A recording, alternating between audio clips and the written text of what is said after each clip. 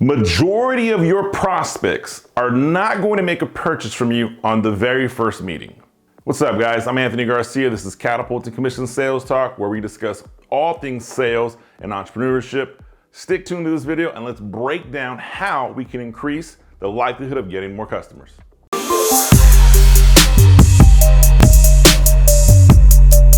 So I'm not going to bore you with the statistics. I'm assuming we've heard that before, that most sales take place after the 5th or 6th contact. You have to follow up with your prospects in order for them to say yes. The problem here is many of the clients that I work with are service-based entrepreneurs or have a service-based sales team. And we naturally want to feel that excitement when we generate new business. I present my prospect or I present my product to my prospect, they make a decision, everyone's happy. The reality is it doesn't always happen that way. We recently looked at some data that showed that less than 10% of qualified buyers are making a purchasing decision within 30 days of meeting you. Less than 10%. However, we further expand on that data and we found that 42% of your qualified buyers will say yes within 90 days to 2 years after meeting you. What's the difference? The follow-up. How do we continue to deliver additional value? Here's what you don't do. So recently, I've had an influx of vendors that are trying to sell me their services. Numerous. And every vendor has the exact same email. 100%. The exact same text message. The exact same phone call. And it sounds just like this. Hey, Anthony. I'm calling just to follow up. Hey, Anthony, I'm calling just to follow up. Putting this on the top of your email inbox just to follow up. Sending you a text message just to follow up. Stop sending those messages of saying, I'm just calling to follow up. Because essentially what you're telling me is you have nothing of importance to give me. You have nothing of value to share with me, and you are expecting for me to say yes to you to give you business. It's like, here, take my credit card. Here, take my money. It doesn't work that way.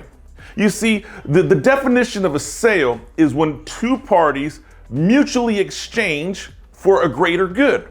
I give you money, you give me a service. You're happy with the money, I'm happy with the service. That's a sale. Now, a sale can take place in various different forms. We always view it as the transaction of goods. But a sale can take place by me simply giving you feedback. If you want something from me, you have to give me something. And many times in the follow-up, I see many impatient entrepreneurs, sales professionals, sales teams fail to understand that this law of reciprocity, it's one of the key ways we influence people, is the law of reciprocity, also known as quid pro quo. I give you something first, you give me something back. It's been around since the beginning of time. We are messing up as an industry when we do, hey, Mr. Prospect, I'm calling just to follow up. So here's how we fix that. Super simple way to fix that. And I want you to think about it this way. There is a significant difference between following up with your prospect and following through with your prospect. A follow-up sounds just like what we demonstrated. I'm calling to follow up. I'm checking to see if you made a decision. I'm putting this on the top of your inbox. I'm sending you a text message, sending you a voice memo. And I gotta be honest with you, the bigger your prospect, the busier your prospect, the less likelihood that your follow-up is going to resonate. Why? Because our inbox is full. My text messages are full. My voicemail is full. So if you want to grab my attention, quit sounding like everyone else. Because here's what happens. In my email inbox, when it gets flooded, we get about 100 messages a day.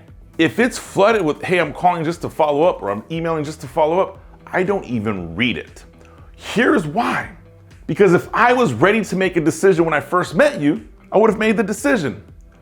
And if I wasn't, there was still some bit of information that wasn't clear to me. There wasn't enough reason for me to make a decision at that time to say yes. So here's how we fix that. Eliminate the word. I'm not following up anymore. That's bad. That's amateur hour. That is how you get no sales. That's how you get frustrated. That's how you quit your business, your job, this industry. Here's what we do. We follow through. And what a follow through is very similar to a basketball player, have bad basketball skills, shoots the ball, follows through with the wrist. It's continued motion. We're going to continue our motion from our sales call. You see, in the sales call, we've all heard the phrase before, and we've trained on this, and I've said this before, you have to give an unlimited value. You always want to give more value than what you're going to charge for. You want prospects to walk away from your meeting feeling like I've gained something of value by just spending time with you.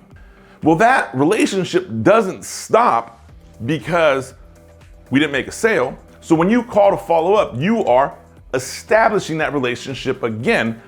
Either A, I'm gonna give you some value, or B, I'm gonna ask for value. Follow up, I'm asking for value. I have nothing more to give you. Follow through, and I'm giving you value. So here's how we follow through. When you wanna get back in front of your prospect, you have to identify what is important to this person to read, to hear. Why would they take the time to listen to what I have to say? So I'm going to follow through with additional value bombs, additional value nuggets, additional information that is going to make my prospect want to read this. Don't know what to share? Here's a few examples. You could share an additional case study on the efficacy of your services or product. Hey, Anthony, I wanted to share with you the success we had with XYZ prospect. They utilized the same services we spoke to you. Here was how their business grew. I just wanted to share this with you. Hope all is well. Do you see what I just did there? I gave Mr. Prospect, which is me, some additional value by sharing the successes we had with someone else, and I ended the conversation, hope all is well. I'm not asking for anything. I'm giving something. We follow that up. Hey, now if I know I'm working with somebody in a specific industry, I can only send so many case studies before it becomes a nuisance. So what additional value can I send? Something that is lateral to their industry. What is lateral to their industry? Anything that's relevant on their website. Now here's the deal. Don't send the information if you're not gonna do the research, right? I gotta be honest with you. I've had people try to do this trick to me because I mentioned this and shared this strategy almost 3.5 years ago. And someone reached out to me and was like, hey, I saw you finished top 10 in your national sales meeting, congratulations. And I'm like, yeah, bro, that was like 11 years ago. Great. That tells me you have no idea what the hell you're talking about because that life isn't even relevant to me or my business anymore. So if I'm gonna send something of relevant lateral information, it's gonna be something of value. Example, if I run a sales and consulting firm or a sales consulting firm and you wanna reach out to me, you could send out to me and say, hey, found this interesting article on how ChatGPT has been changing the consulting industry. Thought you would find some value in it. Hope all is well. Look forward to speaking with you soon. Do you see what I just did there? You just gave your prospect something of additional value that they can read, entertain themselves with, and apply in their business. And you end it with saying, look forward to talking with you soon. Again, nowhere in this process did I say, hey, I'm calling to follow up. I recommend every client that I work with that we have at least minimum 6 additional value bombs that we send out to people. These are additional value nuggets of me providing additional value. If you're struggling to identify this, here's a simple way to make it happen. Look at your sales brochure, look at your offer, look at what it is you're selling and separate it into 6, 10, 15 different call points. Meaning, if you could only tell me one interesting thing about your company or services, tell it to me. That's it. That's all you have the time for. The next time, tell me something additional. Now, if you do that exercise, you break down and you find additional value nuggets associated to different parts of your company. But we have to frame those value nuggets through the lens of what's important to my prospect. Why would they read this? Why would they listen to me? Why would they care about this? So that is how we separate ourselves from anybody else in our industry. You want to beat your competition? Follow through. Don't just follow up. So if you need help with this, like if you're struggling to understand this concept, I can't really follow through, I can't follow up, I don't know what interesting articles, super simple. First, Interesting article, ChatGPT taking over the world. There's numerous videos. I put a video here. I put a video here. Go click the links. The videos are down below in the description. Check it out. There's tons of stuff to do.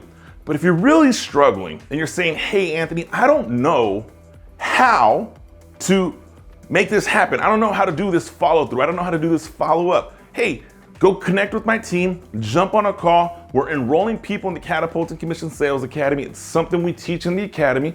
Love to have you join me. Best case, you're gonna gain more clients. Worst case, you're still gonna gain more clients. Guys, I'm Anthony Garcia. This is Catapulting Commission Sales Talk. Do me a favor, smash that like button. Be sure to subscribe so you can get notified when we push out new videos. I'll see you next week.